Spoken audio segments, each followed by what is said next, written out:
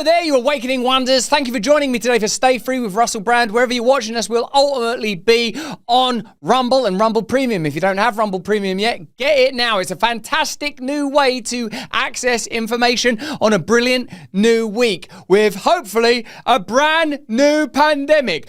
You've only just got over your last pandemic. You can't need another pandemic, and yet they are discussing it. How will legacy media figures handle this new information? Will the mainstream media support it and go out to bat for new measures and new restrictions? Or will, in this changing global configuration, alternative voices reign supreme? Let me know in the comments and chat what you think about that while you still can, because you know one of the things they tend to do with these new pandemics is justify censorship and the control of information. That's just one of the things I'll be talking to Dr. Aseem Malhotra about. He is a brilliant and significant voice when it comes to understanding the role of Big Pharma and the obligations of medics and doctors in a time of corruption and deception. If you saw Trump make a rare misstep in front of a crowd when introducing CEO of Pfizer, Albert Bourla, and the boo that went up, you'll know this is a subject that divides people, but precisely because it was an issue that awoke folk. New coronavirus with potential to cause pandemic discovered in China. Thank God the good people in Wuhan are still dedicating their time and effort to creating new novel viruses. Did you learn anything in the last couple of years, guys? Yeah, one thing I learned is we should definitely keep up gain-of-function research. How else will we stay ahead of the curve when it comes to the creation of vaccines? Just keep doing it. I'm beginning to think we should withdraw funding from any lab in Wuhan, even if they're working on, I don't know, something like sort of cookies or air fresheners. Just stop giving them money. In a minute, we'll be talking about the revelation out of Yale that unique, rare and disturbing conditions have emerged in connection to the COVID vaccines. And what we were calling long COVID was, as we had long suspected, long vaccine. It ain't long COVID that's making you ill, it's the vaccines. Let me know in the comments and chat if you ever took that thing, because I'm proud to say that neither me or anyone in my family took it. Maybe my parents took it. I mean, they don't seem very well. Are they going to be okay? That virus. Now, thanks to this extraordinary conversation between Joe Rogan and Woody Harrelson, we're getting, I suppose, in the form of Woody Harrelson, from a somewhat mainstream figure, we're at least getting some honest debate. Woody Harrelson was pretty bold when he went on SNL, wasn't he? And sort of pitched a thriller and in so doing described the actual conditions of the pandemic. Here he is on Joe Rogan claiming that Anthony Fauci is perhaps naked, raw evil. I mean, Bobby, I really hope he's able to do some good things, because he's certainly a man on a mission and a man who cares deeply. Yeah. And I think really heroic how much he stood up for things that he didn't need to talk about, that didn't help him in any way. Right. He just took one arrow after the other over it. To me, even if he was wrong, which I don't think he was, then it's heroic to do that. Yeah, and he wasn't wrong. The thing is like I was a victim of that propaganda, and I told him that when I met him and I had him on the show. I said, I always thought you were a kook. I had always heard, I'd bought into it. I just had this sort of cursory examination of what people were saying about you, like, oh, that guy doesn't believe in vaccines. He's a nut. He's some sort of an anti-science nut who's just a conspiracy theorist. He's just like all these other nutty people. Right. And then I read his book. And I was like, okay, well, this book is real. Why isn't he getting sued? If it's not real, why is he getting sued? Why if all these things he's saying about Anthony Fauci during the AIDS crisis, if that's not true, why is he not getting sued? I would sue the fuck out of him if he lied about me and said I was vaccinating foster kids with experimental drugs that were killing them. I would sue you if that was not true. Like, hey, you fucking liar, I never did that. This is a lie. You can't prove, but it's not a lie. And if it was a lie, he'd get sued. If it being truth, they just ignored it. Yeah. But man, that is a heavy tome. Yeah. Oh my God, there's It's a heavy tome. Wow, pretty extraordinary, isn't it, that now reality is caught up with the conspiracy theorists. Aseem Malhotra's conversation is something that's going to really help you understand just how right you were. Woody Harrelson, coming from that extraordinary kind of eco-hippie, liberal, pot-smoking, hemp-wearing perspective, is now on the same side as many people that were kind of oddly judged as being on the right. This is a new political moment. It's a new moment in truth. And Bobby Kennedy, Secretary Kennedy, is perhaps the defining figure of this movement because of that book, among other things. Now, this is an appraisal that's going to have to go pretty deep because look at this story from the mainstream papers. From the looks of it, it's the Mail Online. Vaccine victims left disabled after taking COVID jab react to bombshell Yale study that found shots cause extreme body changes. It's just revelation after revelation. And this guest on Rogan, Chase Hughes, says that he believed the COVID response to be a full-blown psyop. Now, how long will it be until we get the reckoning that's required? Because the reckoning warranted by COVID, the pandemic, and what we've subsequently learned, I believe means that regulatory bodies are going to have to be completely reinvigorated. Pharmaceutical industries owe a lot of money to a lot of injured people, and government officials right the way up to positions of leadership, I'm talking about the Prime Minister of the UK, I believe are vulnerable and indicted by these revelations. How deep are their relationships with Big Pharma? Why do people from Moderna keep getting jobs within government agencies and vice versa? What are we being told or shown in plain sight by this entrenchment and unfurling corruption? Here, Chase Hughes tells Joe Rogan that the entire COVID period was a psyop. Let me know in the comments and chat if you agree with that. If you're watching me on Locals, we're going to do a fantastic show today. If you haven't got Rumble Premium yet, get Rumble Premium now. If you're watching us on X or YouTube, we'll be with you for about 20 minutes so you can see a little bit of Dr. Aseem Malhotra, but then we'll be exclusively available on our home Rumble. Do you think that someone sat in a room and that people discussed the best ways to get people to comply? Yes. Oh, yes. I would bet my career because it was executed following textbook protocol. And there are these, I made a YouTube video on my channel of like how to spot psyops, and there's like 20 different little things.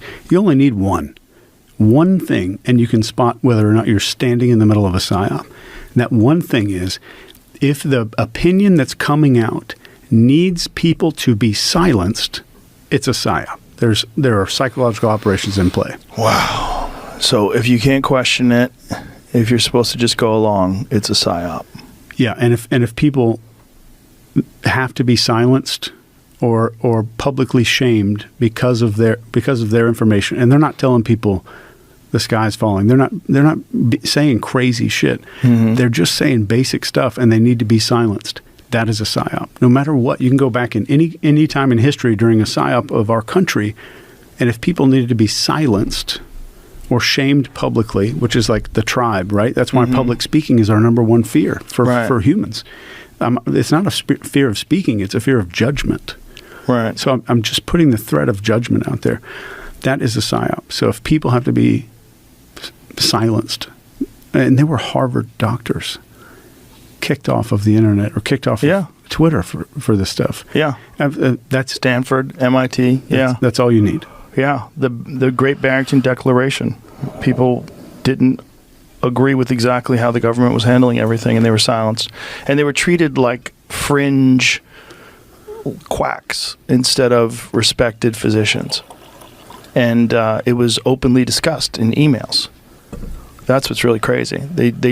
They talked about the strategy of silencing these people, and then you had the actual government itself contacting Twitter, trying to get people removed, which is wild. Yeah, and didn't you have Mark Zuckerberg on? He talked about and he talked about Facebook doing it, about the FBI contacting them.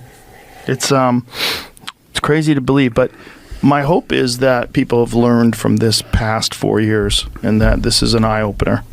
So there you have it. The pandemic period was a window into which we were able to glimpse and see state corruption, globalism, pharmaceutical corruption, the tendency of big tech to collaborate with governments when it comes to censorship.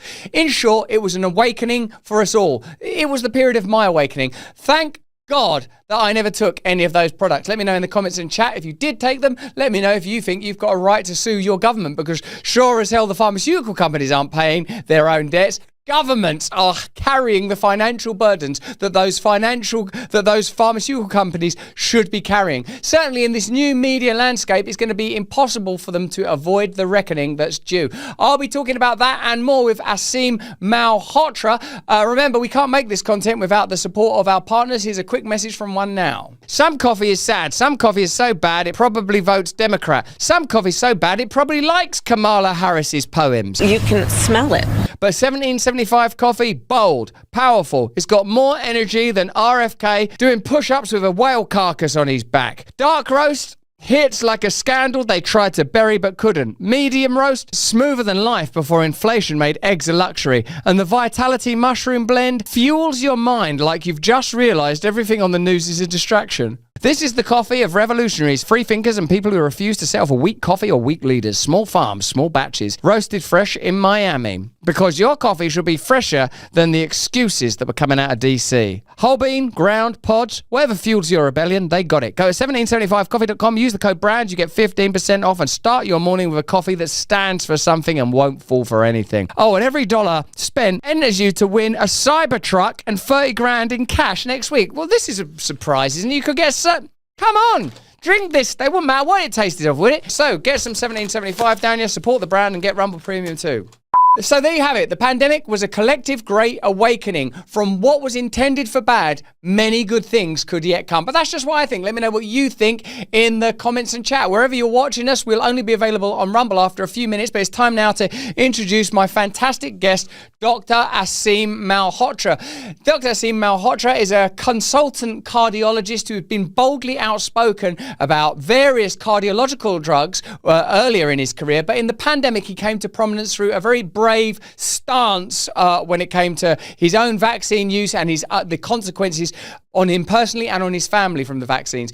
You should support him in this endeavor. There's a diabetes and metabolic drive that he's participating in. There's a link to that in the description now, and you should follow him on social media. Dr. Aseem Malhotra, thanks so much for joining us today. Always great to see you, my friend.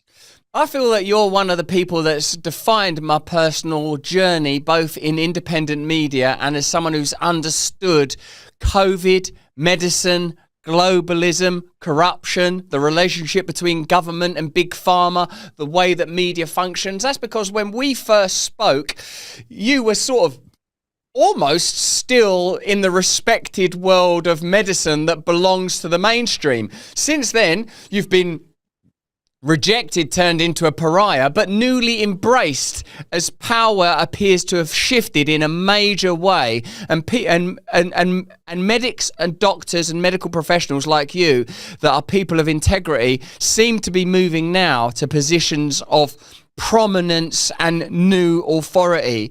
Dr. Malhotra, it must be astonishing to have gone on that roller coaster ride. And I suppose that what the pandemic did is it sort of almost, it was like being on the back of a dragon for a minute. No one knew where it was going to lead us all. We knew that something fundamental and pivotal was happening, but for a minute it seemed like that we were going to just have to live with it. The idea that we'd been misled about the origins of COVID, the nature and impact of COVID, the nature of the vaccines, its impact and its side effects. It's a story that's so vast and pulls in so many tendrils. I wonder where you stand on it now that it appears we're at a new level of revelation when it comes to COVID and the vaccines and their impact, with even naysayers and cynics like Piers Morgan now getting on board in particular. Can you tell us where you see us as being in this narrative and what you imagine will happen next, particularly as a result of the letter that you and I sort of spoke about online that changed Piers' perspective?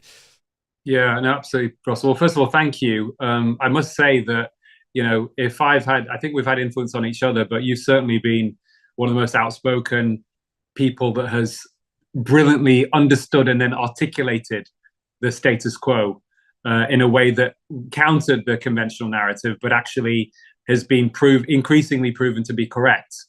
So for me, it's an interesting one, this journey, because up until the pandemic, certainly I was probably one of the most outspoken people who was challenging the conventional narrative on big pharma, big food, exposing their manipulations and excesses. However, the one blind spot I had was over vaccines. And therefore, we've discussed this before, but just for people that don't know, I was one of the first to take 2 doses of Pfizer. I went on Good Morning Britain at that stage because it was only being recommended for high-risk patients. So it was good for them, even though I knew low-risk people who were younger, certainly under 65 and healthy, didn't really need the vaccine. But I didn't expect it to cause the damage that it did. And of course, the situation evolved over time with lots of other bits of information coming out incrementally from 2021, with initial concerns about so-called rare side effects. And we realized the side effects became more common. And then a personal story with me, I think, exacerbated my interest, I think I would say, and deep dive into understanding exactly what happened when my father, who, as you know, was a deputy, vice president of the BMA, suffered a sudden cardiac arrest, unexplained. And eventually we realized it was probably the vaccine. So I think once I fully understood what was going on with the vaccine in terms of its benefits and harms, and now we're in a situation, Russell, where it's very, very clear, in my view, I think, looking at it, in an independent, evidence-based way, not just my opinion, connecting with other people that, like the likes of Carl Hennigan, for example, the director of Centre of Evidence-Based Medicine, Oxford, many eminent scientists around the world, the Jay Bhattacharyas of this world, who's going to be the next, God willing, the next director of the NIH.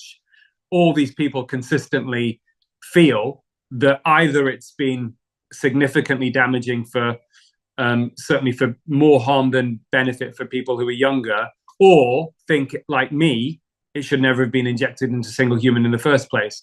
But once I'd realized that about the COVID vaccine, Russell, it already fit into a understanding I already had and was concerned about pre-pandemic, that there was too much power of big pharma, to the extent where even if we exclude the vaccine discussion, good evidence suggests that one of the leading causes of death after heart disease and cancer globally is too much medicine, prescribed medications.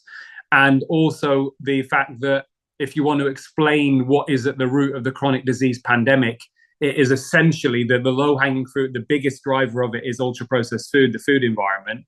So I think, in that journey that I've been on, when we come to the present day and where I'm at, and obviously my links with the new administration potentially, it really started in a way with a phone call, which I don't know if I told you about. We can't make this content, of course, without the support of our partners. Here's a quick message from one now. Rumble have always believed in empowering free speech voices. Do you remember when dirty old Dunkin' Donuts turned their backs, and their stinking donuts? They said that Rumble had a right-wing culture. No. Free speech isn't fascist, but Dunkin' Donuts would have you believe it. So would YouTube, so would all the globalists. Join us on Rumble Premium. You don't only get additional good old Russell Brand Stay Free content, you get additional content from him and him and him and her. Oh, there is a her and another her. Come on, we did okay. And this gay content. See, we can do it. We ain't no right wing. We're excited to offer you Rumble Premium, a completely ad-free experience with exclusive benefits for viewers and creators. For a limited time, you can get $10 off an annual plan using the promo code BRAND. Visit rumble.com/premium/brand to help me, use me, help me, and help you. Help me, help you. That's Jerry Maguire, huh? Help me, help you. Together, we can turn the tide. Whether you join Rumble Premium or simply keep watching, your kindness helps free speech alive. And if enough of you join, I might give you one last glimpse at these little guys. At the end of 2022, I published a paper, spent 9 months trying to analyze the data on the vaccine, 2 parts, Journal of Insulin Resistance. This is what the vaccine we think is doing in terms of benefits and harms.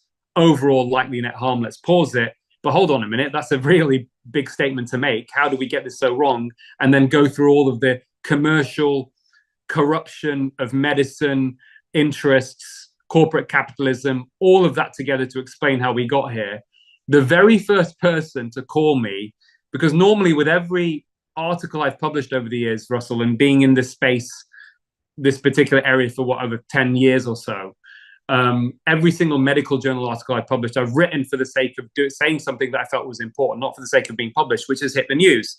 This one did not make the mainstream news because a journalist, and I won't name him to protect him, who I've worked with for many, many years, had this as an exclusive, knew 2 months in advance before I was publishing this paper, mainstream newspaper, and I knew, predicting, that if this went into a mainstream newspaper at the end of 2022, it was game over for the rest of the world. It would have stopped the vaccine, end of story. Last minute, he obviously got scared or pressured by his editor, and I was gutted it wasn't published. I had to think outside the box.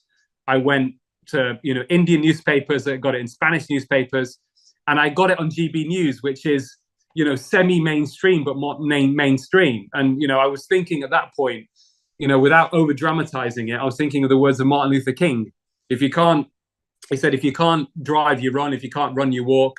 If you can't drive, you run. If you can't run, you walk. If you can't walk, you crawl. But keep moving forward. And I thought, well, I have to do something to at least get this out, start the ripple effects, and eventually we'll get there. And I went on GB News, and the first person to call me out of the blue when I came out of the studio was Robert Kennedy Jr. He'd got my number from Robert Malone, as you know, the brilliant scientist who's one of the co-inventors of mRNA. And he called me and he said, Dr. Malhotra, I want to thank you for your courage with what you've done. Let's connect.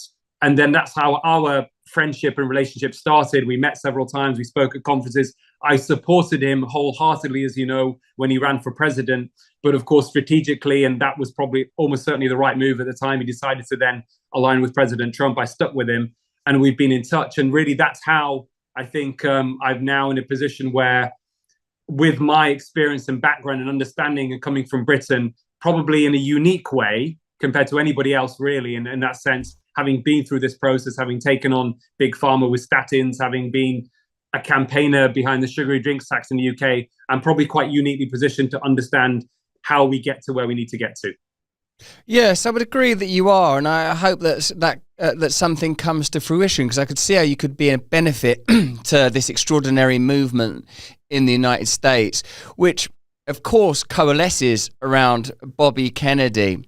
Now, when you say that prior to the pandemic, you were outspoken about the areas in Big Pharma that you were kind of qualified to, given that your background's in cardiology. I obviously, I know that. I didn't know it, at the time. But what is interesting is there's always been a kind of tolerated level of dissent when it comes to Big Pharma, and even occasionally extraordinary scandals, notably and most obviously the opioid crisis in the country that I'm in, the United States, but also peripheral stories that are difficult to talk about entirely explicitly because some of them involve out-of-court settlements. For example, Johnson & Johnson baby powder out-of-court settlements due to some people alleging that the baby powder may have had carcinogenic qualities. So there's always been this sort of ability to some degree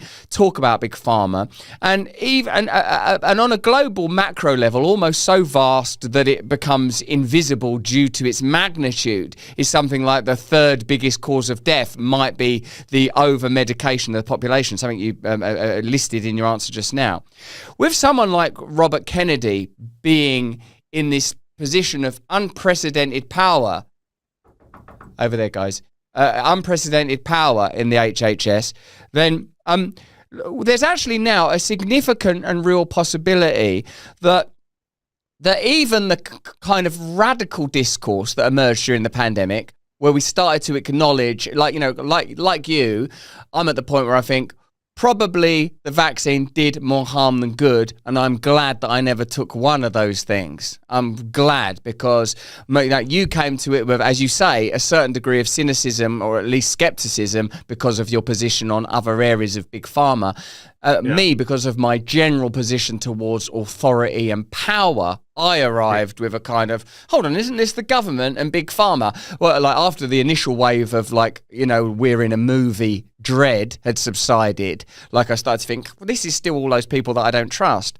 So what I reckon I'm asking you is, given that we believe in general that people would become healthier, as in a make America healthy again way, if they ate better food rather than, you know, not ultra processed food, but sort of locally sourced food, that people ought be more circumspect about the medications they're taking, that Big Pharma need to be reined in, the indemnity around the vaccine industry should be withdrawn and retracted. Like the conversation's changed so significantly, and it's not a peripheral conversation anymore. It's a conversation where there are representatives within government. Do you feel that we could be on the verge of an epochal shift where people are actually just a two personal examples to fold into your answer. One, once I was on Bill Maher and I sort of talked about like the pandemic, and he said, you know, one thing we know is it saved millions of lives, right? And I sort of remember at the time thinking, I just don't see it that way. And another different but distinct thing is, like, I've got a friend, I'm it's obviously very moving whenever you mention your father because his picture's there always when you do these interviews. I've got a friend who's older, and like he was like fully on board, got all of the shots and stuff, and subsequently about 6 months later had a heart attack. And I feel like, even though he's male and he's in his 70s, and you kind of think, well, those are the people that have heart attacks, I feel that's related to the vaccine. Do you think that something as significant and as personal as your father's death and all of these sort of heart conditions that it's difficult to prove because who's doing the clinical trials? Maybe now that Jay Bhattacharya is at the NIH, maybe clinical trials will take place. So so the two things are related, even though I'm using personal examples. Whether it comes to the public discourse conducted on media or people that believe that they have been personally impacted by vaccines, do you think that these movements, Bobby Kennedy being, Secretary Kennedy being in the position that he's in, or Jay Bhattacharya, head of NIH, or Marty Makary, head of FDA, please, Lord, you potentially even working with the government, that there will be an appraisal where the received and accepted wisdom is that was full on corrupt, we were lied to, let's start looking at compensation and breaking up whatever relationships between regulatory bodies and Big Pharma existed that allowed this thing to happen? Yeah, absolutely, Russell. And what gives me the most confidence that that's going to happen is if you look at the executive order from the White House, presidential order about Make America Healthy Again, you know, no stone, I mean, I was pretty pleasantly surprised by reading that no stone has been left unturned, where at the heart of the issue is very clear that we understand, if you read between the lines, that commercial interests have corrupted healthcare, and you know, and this isn't just for the US. This applies to all around the world. And you've got the right players in. You're absolutely right. You know, Bobby Kennedy hasn't pulled any punches already when he's come in. You know, I know Jay Bhattacharya very well. I consider him a great friend. Marty, I've got to know recently. Mehmet Oz as well. I've had good interaction with him, been texting him back and forth. So, you know, all these people I think are very much aligned with what actually needs to happen, this inflection point, or I would say the corporate tyrannical bubble bursting. I think that's what the best way to describe it. Because, you know, what they've also mentioned in this executive order, which really heartened me, is the fact that they're organizing this commission on looking at health through all sectors, Department of Housing, Department of Education, because actually that's another narrative that needs a lot more of a discussion, is that when you look at the evidence, Russell, and it's something I'm working on and writing about soon, probably to have some influence in the new administration, is that if you're watching us anywhere other than Rumble, we are going to depart. See you in a few minutes. Click the link in the description. Join us over there. Dr. Aseem Malhotra has got so many revelations, and the ultimate revelation being, of course, that we need to have a spiritual awakening in order to make the kind of changes that are required. 80% of the variation in outcomes for people's health, okay? Let me just give you an example of what that means. If you look at the differences in the wealthiest versus the poorest people in America in terms of life expectancy. It's about 10 years on average.